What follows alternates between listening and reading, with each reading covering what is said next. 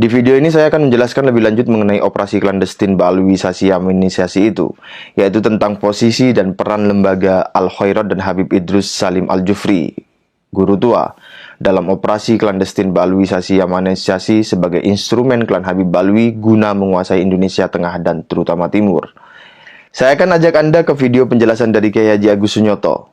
Mohon perhatikan baik-baik bagaimana delegitimasi terhadap NU, rencana memecah NKRI menjadi dua bagian, dan klan Habib Balwi dan Hadrami Non Baalwi lah aktor utamanya melalui FPI, HTI, Gerakan 212, 414, dan lain-lain yang segerombolan. Yang pertama, ini menurut catatan saya, tahun 2014 di sebuah perguruan tinggi ternama di Jakarta diadakan seminar sejarah nasionalis Indonesia. Ya. Pembicaranya adalah para doktor dan sejarawan nasional. Saya tidak tahu, NU diundang tapi tidak ada yang datang. Yang datang hanya reporter NU online, Abdul Alawi namanya.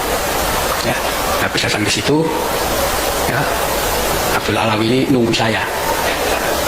Ketika saya datang ke PBNU, saya dilapori. Ini hasil seminar yang dilakukan di perguruan tinggi besar ini.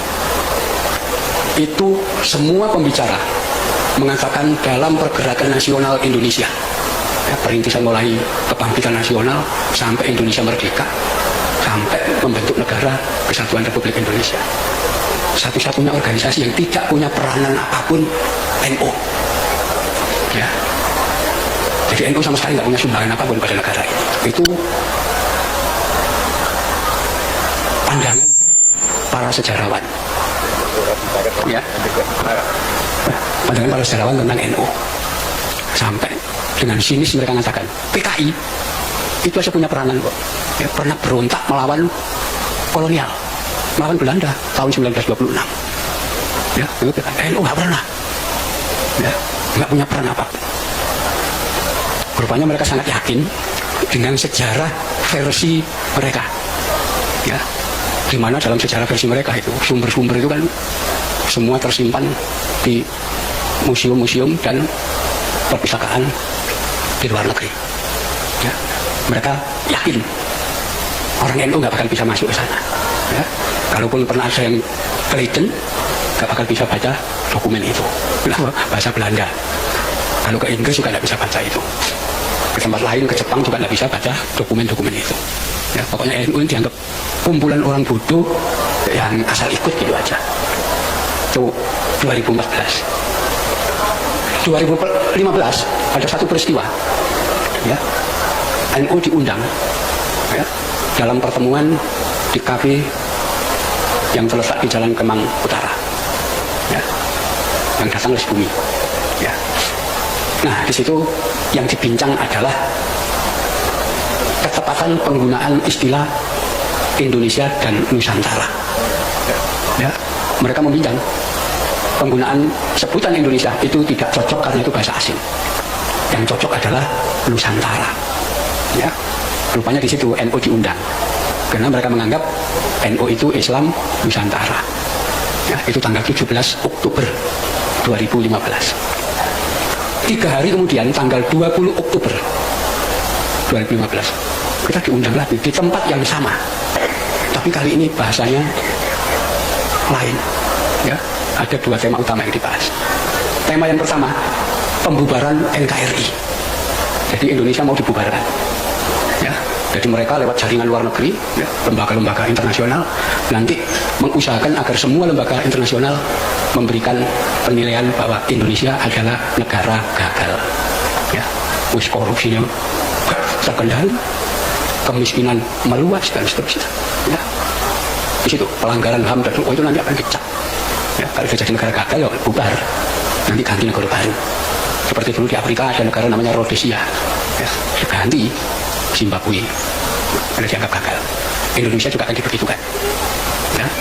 Nah, kalau NKRI sudah dibubarkan, maka mereka merancang kedua akan membentuk Negara Rakyat Nusantara (NRN). Ya. yang untuk saat itu sudah terbentuk wali negaranya namanya Yudi Samhudi Suyuti. Ya. 20 Oktober itu. Jadi jelas mau membubarkan NKRI. Yang tidak pernah mereka sangka dan tidak pernah terpikirkan. 2 hari kemudian, 22 Oktober, Presiden Jokowi ya, menetapkan 22 Oktober sebagai Hari Santri. Ya. Dan yang di luar perkiraan mereka, begitu Hari Santri ditetapkan 22 Oktober, pesantren se-Indonesia itu upacara bareng dan sepakat NKRI harga mati. Ya. Oh, itu rencana kacau mereka. Ya. Tapi mereka masih melanjutkan rencana itu. Ya. Salah satunya kita bisa lihat gerakan 411 dan gerakan 212. Mereka yang biayai. Ya. Mau menggulingkan Jokowi, bukan hanya menggulingkan Jokowi, tapi mau membubarkan Indonesia. Itulah tanggal 212 itu bagian dari kelompok itu ditangkap sama Polri. Jual, berani. Termasuk nanti diikuti pembubaran ATI. Memang jaringannya ke sana nanti. Karena Indonesia akan dibagi 2, negara rakyat Nusantara itu wilayah Indonesia Timur, Indonesia Barat, ya, Kalimantan sampai Sumatera itu khilafah bentuk negaranya. Ya, itu fakta. Ya, itulah tanggal 29 Oktober saya ketemu Kiai Said Akil di Juanda, Surabaya. Saya laporkan ya, pada beliau ini fakta. Beliau lihat tuh, ini makar ini sudah membubarkan negara dan bikin negara baru. Ya. Ya. Jadi nanti kalau negara rakyat Nusantara itu terbentuk, setiap satu warga negara itu dikasih tanah 2,5 hektar dan uang 160 juta. Ya, itu rancangan mereka, dananya gede. Dan ini dibalik itu ada kekuatan besar. Ya, disitulah ya, Said Akil melaporkan peristiwa itu ke Kapolri, ke Panglima dan kepada Presiden. Ya, semua ada. Itu. Jadi itulah yang kemudian itulah yang kemudian menjadikan pemerintah sudah mengetahui ketika muncul gerakan 411 dan 212 dan nanti akan diteruskan pada gerakan yang lain. Perhatikan fakta-fakta yang terungkap pada 2-3 tahun terakhir ini. Ba'alwisasi Yamanisasi masif terjadi di Indonesia bagian barat. Tema dan nuansa yang diusung adalah khilafah. Puzzle-nya sesuai dengan penjelasan Kiai Haji Agus Sunyoto yang mengatakan Indonesia akan dibagi 2. NRN itu wilayah Indonesia Timur. Indonesia Barat, Kalimantan sampai Sumatera itu khilafah bentuknya. Bentuk negaranya, itu fakta. Itu Indonesia Barat ya. Nah, sekarang untuk Indonesia Timur yang rencananya akan menjadi NRN, klan Habib Alwi akan bergerak melalui apa? Atau menggunakan instrumen apa untuk menguasai Indonesia Timur dan mempropagandakan NRN sekaligus jadi pemimpin atau penguasanya? Baik pada konteks saat itu dan saat ini. Melalui Muhammadiyah? Tidak mungkin. Melalui NU? Juga nggak mungkin. Meskipun NU sedang kesurupan Habib Tai, dalam hal subversif terhadap negara, NU tidak mungkin melakukannya. Jadi melalui instrumen apa? Yang paling suitable terhadap rencana pendirian NRN itu adalah jaringan lembaga Al-Khairat yang didirikan oleh Habib Idrus Salim Al-Jufri yang konon katanya memiliki jaringan ratusan dan sekitar 1.000 cabang lebih. Jaringan Al-Khairat dan Habib Idrus Salim Al-Jufri digunakan untuk menundukkan pikiran masyarakat Indonesia Tengah dan Timur. Melalui apa? Skemanya sama, patternnya sama dengan ba'alwisasi yamanisasi yang terjadi di Indonesia Barat, yaitu menggunakan propaganda klaim sejarah sebagai senjata utama menanam dan memperkuat pengaruh serta melegitimasi kekuasaan klan Habib Alwi di Indonesia Tengah dan Timur.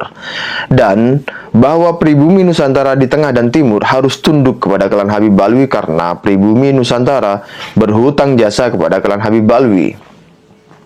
Kita bisa lihat bagaimana bendera merah putih diklaim sebagai jasa Habib Idrus Salim Al-Jufri dan bagaimana narasi itu membonceng nama besar NU. Apalagi tadi disampaikan mau diadakan haulnya guru tua Al-Habib Idrus bin Salim Al-Jufri. Perlu diketahui ajaran yang dibawa oleh Jam'iyyatun Nahdlatul Ulama dengan ajaran yang dibawa oleh guru tua Al-Habib Idrus bin Salim Al-Jufri, juga ajaran yang dibawa oleh mufti-mufti kesultanan yang ada di Maluku Utara, semuanya berada di satu khittah yang sama, di satu manhaj yang sama, di satu akidah yang sama, di satu fikih yang sama, di satu tariqah yang sama. Perlu diketahui para ulama ini punya peran besar atas merdekanya Republik Indonesia dan berdirinya Republik Indonesia. Bendera merah putih itu disebutkan Al-Habib Idrus bin Salim Al-Jufri mengirim surat kepada Kiai Haji Hashim Asy'ari di awal-awal merdekanya bangsa Indonesia. Pada waktu itu terjadi musyawarah menentukan bendera Republik Indonesia. Ternyata Guru Tua mengirim surat kepada Kiai Haji Hashim Asy'ari yang isinya mengusulkan bahwa bendera Republik Indonesia berwarna merah dan putih. Kemudian Kiai Hashim Asy'ari menerima saran tersebut yang ditulis oleh Guru Tua dan disampaikan kepada Presiden pertama Republik Indonesia Insinyur Soekarno, dan diaminkan keinginan tersebut dan dipilih bendera merah putih sebagai bendera Republik Indonesia. Usulannya dari ulama, dari Guru Tua. Makanya ini subhanallah ada korelasi. Selain dibuat acara Jam'iyah Nahdlatul Ulama, ternyata tidak lama lagi dibuat haul Guru Tua. Antara Nahdlatul Ulama dengan Guru Tua punya hubungan historis yang sangat kuat. Inilah yang tertulis dalam syairnya Guru Tua. Kullu ummatin laha ramzu izzin wa ramzu izzina al-hamra'u wal bayda. Setiap bangsa memiliki bendera kemuliaan, simbol kebesaran, simbol keagungan, dan simbol keagungan negara Republik Indonesia adalah bendera sang pusaka merah dan putih. Itu syairnya Guru Tua. Kita lihat bagaimana Bandara Mutiara diganti namanya menjadi Bandara Mutiara Sis Al-Jufri. Kita lihat bagaimana upaya pencalonan Habib Idrus Salim Al-Jufri sebagai pahlawan nasional. Kita lihat bagaimana klan Habib Alwi mengklaim Sultan Ternate yang berdakwah di Ambon dan Ternate itu Ba'alwi semua. Dai-dai dari Hadramut itu menyebar di mana-mana ada. Coba lihat di Aceh, itu yang membawa agama Islam di Aceh, Ba'alwi. Di Sumatera ada Barus. Ada Gunung apa Barus di Sumatera itu. Barus itu siapa? Ya Ba'alwi yang menyebarkan agama Islam. Istilah Barus itu dibawa dari Hadramut. Kalau Anda ke Papua, boleh tanya sama Fadlan Garamatan, dai Papua itu. Itu bekas-bekas jejak-jejak dakwanya Habaib itu ada. Ba'alwi sekarang disebut Ba'alwi itu ada. Sulawesi Selatan, Al-Khairat, Guru Tua yang punya 480 Al-Jufri itu, yang punya 480 sekolahan itu, sampai di Papua juga ada cabang-cabangnya. Siapa itu? Sultan Ternate yang berdakwah di Ambon dan Ternate. Itu Ba'alwi semua. Semua upaya itu adalah alat klan Habib Ba'alwi dan Hadrami lainnya guna menguasai Indonesia Tengah dan Timur. Jadi, kalau Gus Ipul dan Pak Prabowo mengangkat Habib Idrus Salim Al-Jufri sebagai pahlawan nasional, itu berarti Gus Ipul dan Pak Prabowo telah berkhianat kepada NKRI karena mendukung rencana NKRI dibubarkan, lalu dipecah menjadi dua. Khilafah di Indonesia Barat dan NRN di Indonesia Timur, di mana keduanya sama-sama dikuasai dan dijajah oleh klan Habib Ba'alwi. Baik, saya sudah menjelaskannya, juga sudah memberi peta operasi klandestin Ba'alwisasi Yamanisasi baik di Indonesia Barat dan Timur. Lantas selanjutnya apa atau bagaimana?